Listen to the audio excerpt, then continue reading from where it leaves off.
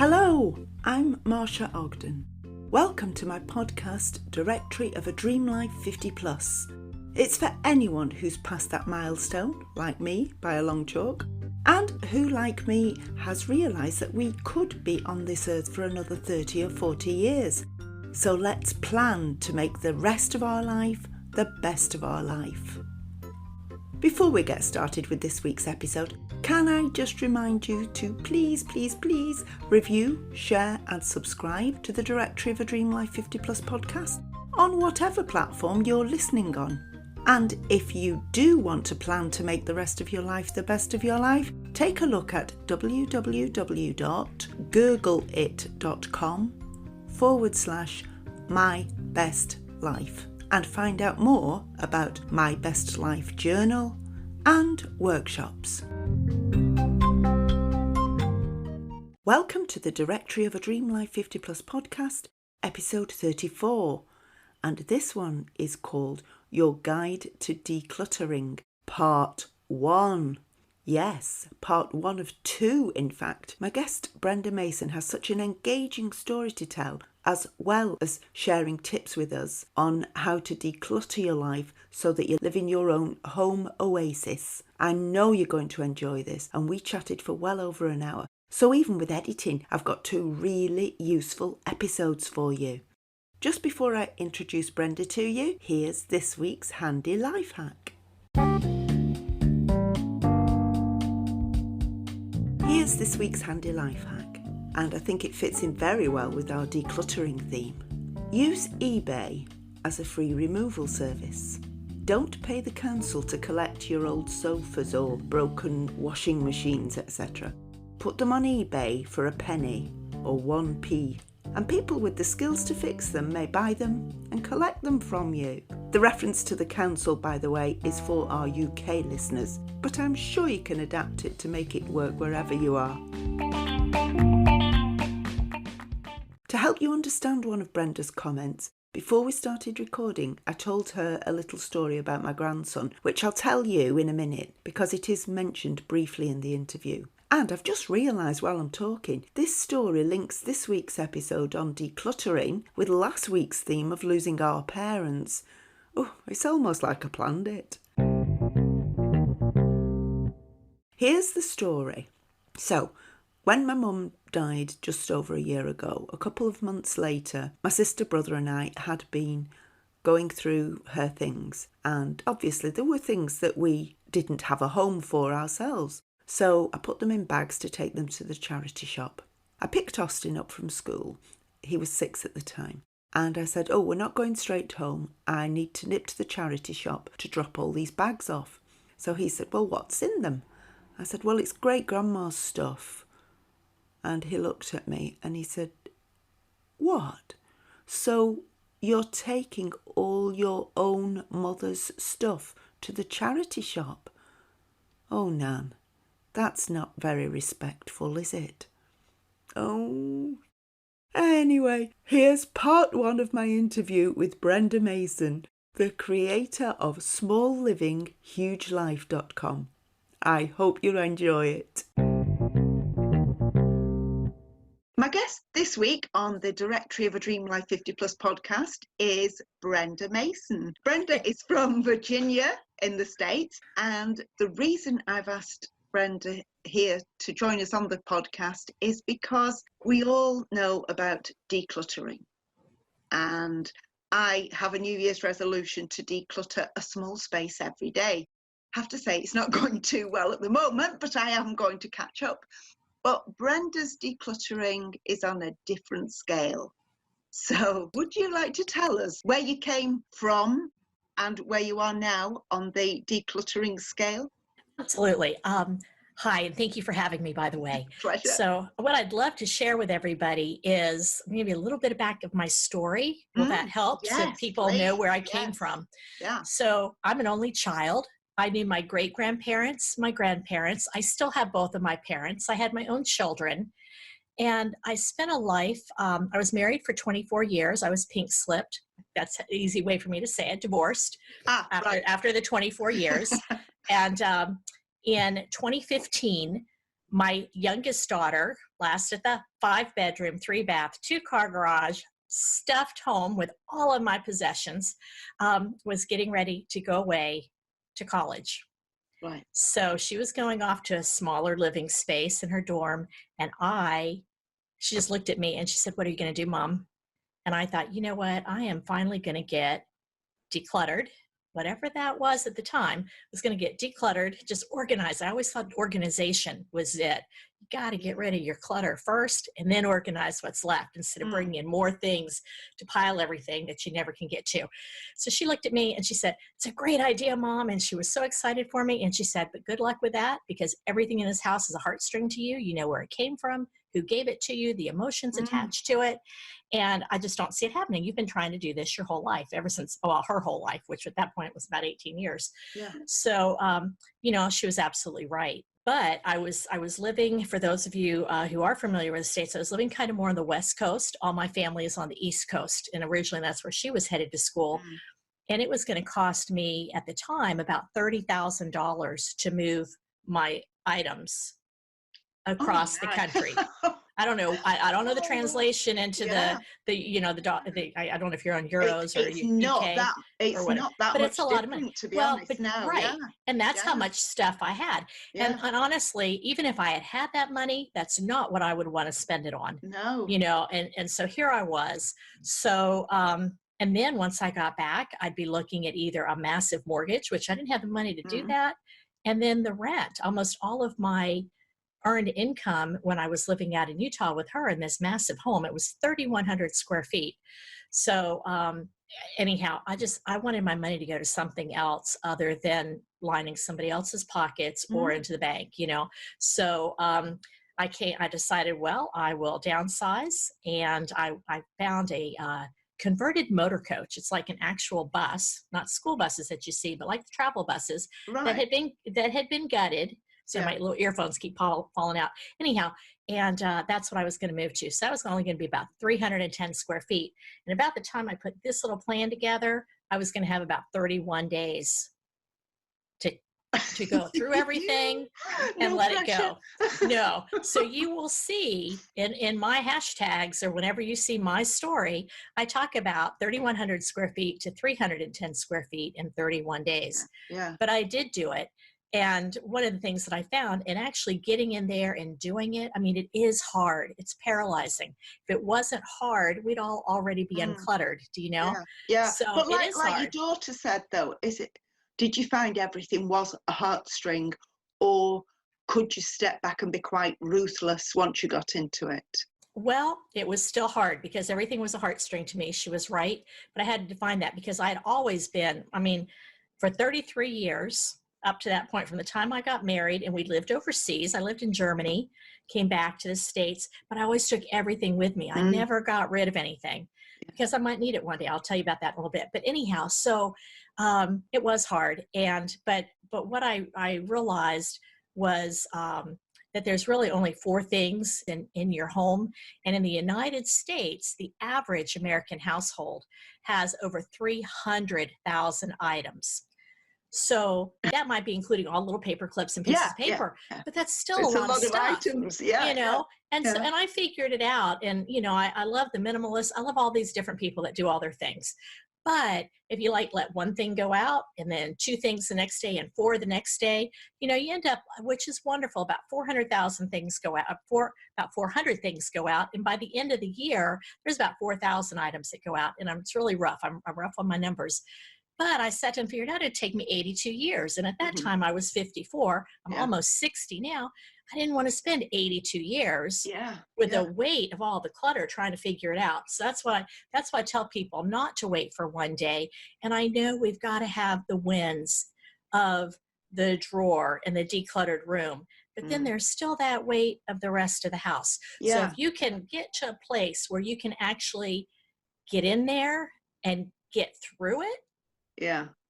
you find that there is a weight lifted off of you, and you Mhm. actually indirectly begin to unclutter your thinking, your spiritual life, your eating. I mean, it's Yeah, amazing how yeah. it changes your life. So I had somebody ask me if I could teach them how to do it, and I thought, I did it. I know exactly how I did it, and I can help other people. And I've been through all of the different, I call them clutter code chains. And I want to give the process to the people. So I'll tell you what you need to start with and lay your foundation. So many people go in and just do one or two things, but then we Yeah. get sidetracked and life happens. Yeah. Yeah. So it's constantly layering on top of. And then, even if you do let all these things go, but if you haven't changed your way of thinking and your life and how you're looking at it in a way, you still bring more stuff back in. Yeah. And Yeah. you keep ending up with Yeah, the because you same still clutter. think you need this stuff, don't you? Yeah. Exactly. Yeah. Exactly. Well, I went So, on sorry to interrupt you. please do. I went walking the Camino, the Camino de Yes. Santiago in Yes. Portugal last year. Oh, how I only did a wonderful. week, but I have never survived on having a backpack Mhm. and that's it Yeah. before in my And you life. did it, didn't you? And I loved it. And I had too Yes. much stuff with me. Mhm. But I loved it. The idea that I don't need to go and collect anything from anywhere because everything I own is actually with me right now. Right. Right. And I absolutely loved that. We have a Yeah. camper Like an van, RV. Okay. which is a sort of small RV, a small motorhome. And Yes. Wonderful. we've only been away a couple of times in it. But yes, the freedom, and you think differently because everything is so compact and you know what you're dealing with. You Mhm. think differently. You don't think sort of, oh, I wish I had all my cupboards full of pots and pans to choose from. You've got, I have two little pans here and I'm going to use those. And Yes. Maybe a you knife and a think, cutting board, and that's yeah, it. you think Exactly. differently. And so you Mhm. adapt and it all works out. Yes. We've just come to accept that we need all this rubbish.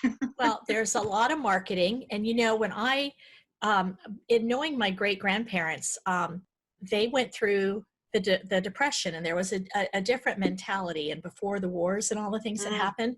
And so you pretty much had what you needed. Every once in a while you'd get one or two things that were luxury, and then you made do and you figured it out. And yeah. I don't see that necessarily as a poverty mentality at all, but we have marketing today that's constantly letting you will be happy, like when the first phone came out.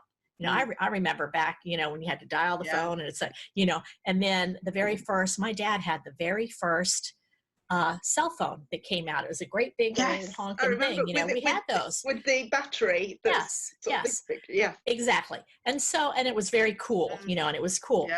But marketing, and I've been a part of marketing, and in a way we are in a part of marketing now, but it's always the next best thing and the next shiny thing, and this is going Mm, to make you happy, and this is going to make you yeah. happy, and it Yeah. falls short, and then you need more and more. And so that's where Yeah. part of that is Yeah, and come into. keeping up with the Joneses, we say in the UK. You've got to Yes, have. we do If it too. you've got it, well, I need that as well, and Yes.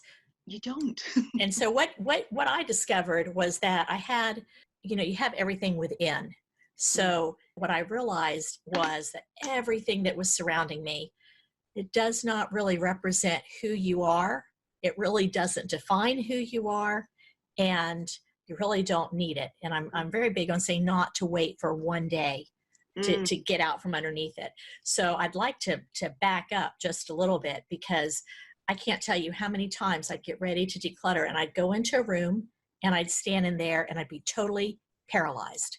I couldn't move, mm, because I couldn't get rid of this because somebody might get mad that I let it go, or I couldn't get rid of this because it was representative of maybe who I was or who I was trying to be, or I got to the point where you look at things and you think, I just want somebody to know who I am. And if they could see this album, or if they could mm, see this award, they would know. And I sat and I cried and I realized. And so all these things came to me. And what I want to tell you, I think that your real process is the very first thing you need to do, even before you get to that drawer, or even within your parents' stuff right. or whatever. You need to, it's almost like a vision and a mission. You need to know what you want. I call it creating your home oasis. You need to know what you want your oasis to look like, what you want it to feel like. And I don't want you to spend 2 years doing these vision boards and all this stuff. I mean, you pretty much know. And I was in a relationship too that I was never quite good enough. So I always thought if I could get these things, I'd have the right dinner party and maybe I'd be loved. Mm. I mean, so, but not everybody has that. So my thing is you're creating your own oasis. So you get to decide what you want to keep. I'm not going to tell you that you can only have 10 books Mm. or you have to have 33 items in your closet and that's it. So anyhow, you create your oasis idea of what you want your house to look like, feel like. I wanted the things that I wanted with me in a spot where I could use them and put them back. Mm-hmm. I might be busy one time and leave it laying out. When you're in a tiny place, you don't do that because it gets cluttered really quickly, But anyhow, so you figure out what your oasis is, because that, even though you're not there now, and it can change as you go, but if you know what you're going to or what you want your current life to look like, Mm-hmm. that's that light at the end of the tunnel. Mm-hmm. And as you get closer to it and you don't want to take another step, it's a little bit brighter and it keeps drawing you towards that. So it's a big Mm-hmm. help. Yeah. And you don't get as discouraged. And then the next thing I wanted to say, we lay our resources first. And what I mean by that is like where you're going to take things that you're not going to keep. So that would be, like you took things to charity. Some places, there are charities you may decide you want to sell some things. I had an estate sale at the very end after I let all my friends come in and take whatever they wanted, but I still needed some money. So I did an estate sale I did it myself. Mm-hmm. Nobody else. I didn't want anybody else going through my stuff. I had to do that. And, but if like if you've got a zillion or however many business suits and you're not going to be living that life anymore, they don't fit you anymore or whatever. Mm-hmm. But if you know that it's going to go to this place down the road that's helping women or men get back on their feet and into the job, all of a sudden it's a little easier to let it go because you're going to help somebody. It's just like this. Yes. Yeah. So if you have that, and I actually, on my site, it's Smaller Living anyhow, there's a page. So when you're looking up places that you want to take things or sell things, do an antique, I don't know if you have those there, but like antique and auctions and all the little outside the box things that you think of. If you have this sheet in front of you that tells you who you talk to, what days they accept things, what they're looking for, what they're not. We have the animal shelters here. Sometimes the vets want your old towels, even if there's a hole in them. They're clean, but they're just old and ratty. They love that kind of thing. So why put it in a landfill? So you do that. And then the other thing you have to be aware of is the clutter code chains. And we touched on that earlier when we were speaking. It's the money clutter code, but I paid so much money for it. Yes. Yeah. I'm going to sell this and make a lot of money. It's going to be worth something one day. So all of a sudden that stuff doesn't go anywhere. Then you have the what if. What if I need it? What if so-and-so finds out that the item they gave me 30 years ago, I gave to somebody else? They're going to get mad. I mean, just all these things. And then the heartstrings. And that is the memories are tied into it. It belongs to the parents. You truly, somebody that you don't even like anymore, but you had love at that time, that, you keep those things. So those heartstrings are hard. And gosh, I hope I have time for one more quick story on children. Oh, of course. Yeah. I mean, so when you talk about heartstrings, it's all, you mean sort of memories, I suppose, from growing up, from childhood, and maybe I've got loads of books that, they got me through my studies, and they're still on my bookshelf, and I won't throw them away. And like my husband says, well, are you ever going to look at them again? I'm like, well, probably not, but maybe. I can't throw them away. Yeah, well, I might need, that's a good point. I might need it one day, or so-and-so might need it. Because I grew up in the day of encyclopedias. We didn't have Google and whatever, and my aunt I've had got some of those as well. Yes, and they're fabulous. So actually, when I mentioned about the 300,000 items and creating your home oasis, you only have 4 types of things in your home, in your junk drawers and in your most prized possessions. I mean, these are your 4 things. And this is my mantra, however you want to say it. You have the things that you honestly need, that you really use, and that you truly love. And everything else, it doesn't have to fall into all 3 of those categories at one time, just at least one. Everything else is empty clutter. Right. Yeah. It has served your purpose, and it no longer belongs in your house, and it needs to be rehomed. Yeah. So it's what you need, what you use, and what you love. Yeah. But the key words are honestly, really, and truly, what you honestly need. Because, we think we need things, and we really don't, Yeah, so that's where yeah. the honestly comes in. Mhm. I need to have these 20 sets of pots and pans. I had 3 professional Mm. sets Mm. because I might need this one day. You hear it right there. It's a what if clutter Mm. code, and it proves that I'm a chef.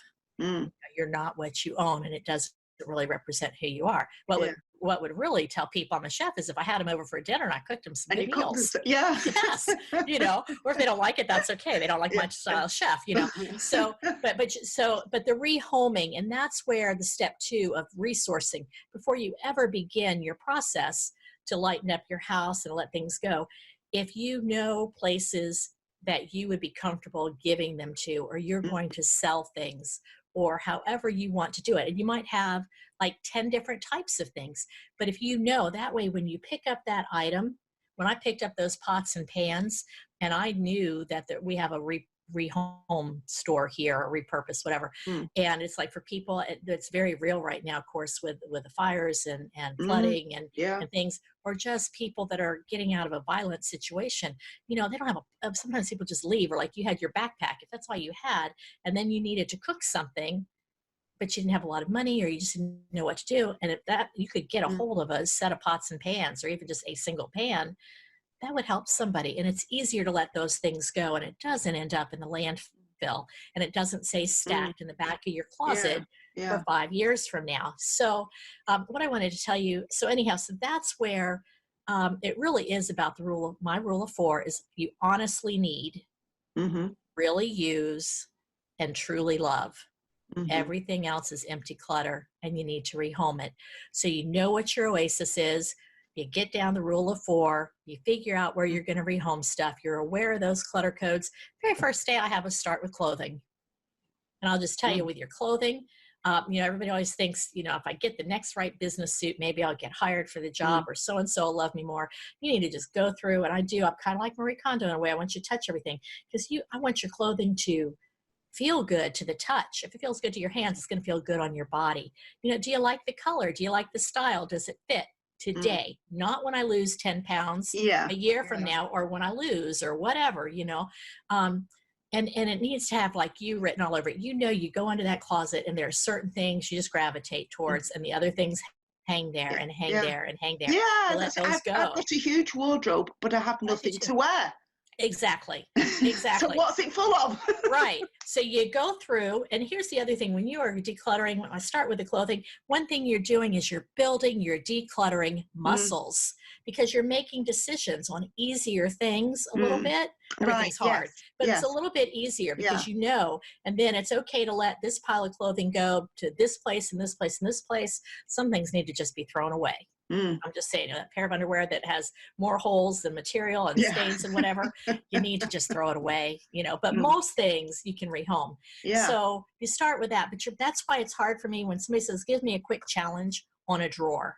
But when Mm. you open up that drawer, you don't have any decluttering muscles. If you're not really strong in keeping what you honestly need, really use, and truly love, Mhm. you open that up, and it's a jumble of everything. There's a photo, there's a pen, there's a scrap piece of paper, there's a bill, Mm. you got it. So I am very big on like a cluster of things. And Mhm. as I was going through this process, because I was just going back to a bus, I didn't have high Mhm. ceilings, and it Yeah. was just Yeah. small space. So I knew that, but it doesn't matter the size of your home. You could be going to a bigger home, Mm. or staying in your current home, but you just want to go through kind of, some of the bigger things, and you are getting wins if you go through the closet. And I wouldn't, like, if you have a blazer jacket that doesn't fit, you don't like it, and you love the pants, you let the blazer go. Mhm. I know Yeah. it's a set, but you Yeah. keep the pants. Yeah. And then at Yeah. the very end of it, if you happen to go out to get something new, and it's amazing when you start to go purchase things, you after the process, you really are more mindful. You touch it and you think, oh, that looks so cool. You touch it, Mm. oh, I like the feel of it. Yeah. Yeah. You don't spend as much time trying to talk yourself into buying the next right thing. You want to Yeah. take the next Yeah. right steps. So Yeah. it does. It affects. Oh, so what I wanted to tell you. Did you have any questions on that? I'm so sorry. I want to No, tell but you I about did. my daughter. I did. Oh, I was going to say I did interrupt you when you said I've got a No. story, and I interrupted you. Is this the No. story about I you? interrupt myself. So Yeah. yes, we're talking about heartstrings, and you shared a Right. wonderful story about your grandson, you Yeah. know, and being 7, 8, I think, and 7. you were Yeah. you were donating some things, and he Yes. had a hard Yeah. time comprehending that. Yeah. Well, but maybe not so much as you get down, you know, get further with it, because if somebody else can use it and we're not using it anymore, let's let it go to help somebody. Mhm. And a lot of times they understand that. So, but it was like, but it's grandma's things or grandmom's things, Mhm. however, anyhow. So my daughters were very close to my mom, and I'm an only child, so my 2 daughters are their only grandchildren, and we were living in another state, and my mother collects music boxes, beautiful music Right. boxes. Anyhow, for my youngest daughter, she gave this beautiful Anastasia Swan Princess, somebody or another, this little golden, almost looked like a Fabergé egg, but it's not, but it's just beautiful. So anyhow, she's getting her stuff ready, because you go through your own stuff. You don't go through everybody else's stuff. She's going through her stuff, and downstairs for the estate, we had these big long tables, and she was setting stuff on it. And I saw that music box on the giveaway or the sale table. All right. And I've already been through almost all my stuff, and it's a very hard process. Yeah. I'm a little numb, but it's hard. And I'm like, do you realize that that music box is sitting on that table? I'm screaming on the inside because it's a heartstring for me, although she owns it. Yeah. So she's like, yeah. And I was like, what? Inside, you know, I'm trying to be really cool. And Yeah. because I know this is hard for her. Anyhow, and it's very fast. So she says, let's see. Yes, I know it's there. And I said, that's the one grandma gave you, right? Yes, mom, it's the one grandma gave me. And I said, oh, and she said, well, it doesn't work. And I said, well, it's still a beautiful music box. And I'm like almost trying to talk her into holding on to my heartstring Yeah. thoughts and memories of them, Yeah. but she's already dealt Yeah. with it. It's her decision. Yeah. So she said, it doesn't work. And I said, oh. And then she said, we might have had a few more things, but the most poignant thing she said to me was, it doesn't work. It is beautiful. Somebody else will get as much pleasure, if not more, out of what I got. And she mentioned, she said, I know grandma loved giving it to me. I loved getting it from grandma, and I love grandma very much, but her love, I always have. It's not in the music box, mom. Good point. Yes. I'll tell you what, that has made heartstrings go so Yes. smooth for me, because my grandmother's love is not in everything she gave me. And even though I'm going through the process, the other thing is you save your heartstrings till closer to the end, because by then your decluttering muscles are stronger, you know, and you can Yeah. pick something up objectively. Yeah. I mean, and you're creating your oasis. I'm very big on that. It's your oasis. You decide what you keep and what you let go of. You're not under anxiety and guilt and fear, although we live in that under those clutter code chains a lot of times. Or, you know, somebody won't love me if they find out I let it go. Well, that's not the case. Yeah. It's hard to deal with in the moment, though. So, but her point was that I mean, at 18, senior in high school, she knew that her grandmother loved her, and her letting somebody else have that because she couldn't keep it. She kept some things. She kept things that were still important to her, but it was time to let this item go on. Yeah. And that was okay. And that's what we need to do. So you've asked me about heartstrings, and that's it. Now, when I went through mine, I was a photographer. I have everybody's old photos. I love photos. I paparazzi'd my children. You know, I had pictures of happier times. I wanted to keep these pictures because a lot of these photos have pictures of my daughters and their dad. And it looks like, well, dad did all these things with me. And I'm like, but I'm the one taking the pictures. I was there. And I wanted proof that I was there. You know, so, but I knew photos were going to be a hard thing. And I did have the small day. And I would still be sitting in Salt Lake City, Utah, looking at a out of focus leaf, because I probably remember out of the hundreds of thousands literally of photos I've taken through all these years where that was, and it's out of focus. Nobody else would even know what it was. Right. It was okay to throw that away, but I was not in a place where I could have made that decision. I was smart enough to know that I made decisions. Everything else, anytime I was going through office papers, which is the whole section is papers. Everybody has piles everywhere. But every time I came across a photo, I wouldn't look at it. I'd make sure I put it, I had a couple big boxes, and I made sure I didn't put them emulsion side to emulsion side so they wouldn't stick. Right. But I just immediately took it and I put it in a box, and I was okay in the back of my mind because I was going to take it with me. And I did because I couldn't go through it. So, you know, you have to do some things smart in there. But it's the only thing But I kept my grandmother's china. Oh, I had a zillion dishes because remember I was a chef and I was going to do all these things, have all these parties. But because I was putting all my money into my house for rent, I didn't have money left over to buy the food to invite people over for the meals. Did a lot of potlucks, I mean, I'm adaptable. Yeah. But, so the reason I share those is because I think it resonates with some people, I hope. And when you were talking about your background, one more thing, I made it back. I still, almost 5 years later, now to be 5 years in June, I do not regret a single thing that I let go of, but I really knew, I knew my heart in there. There you have it. I hope you found that useful. I did. Lots of tips in that interview. And as I said, next week's Directory of a Dream Life podcast, that's episode 35, will be part 2 of that interview with Brenda, when she talks about holding an estate sale, her actual experience, which is a great story, and some other ideas about how to declutter without stress. I'll also be giving you access to a free downloadable resource from Brenda and talking about what you can learn from her courses. Before I say goodbye, here's this week's quiz question. The answer to last week's quiz question is The Man Who Sold the World. And if you want to know what the question was, then you'll have to listen back to episode 33. Here's this week's quiz question.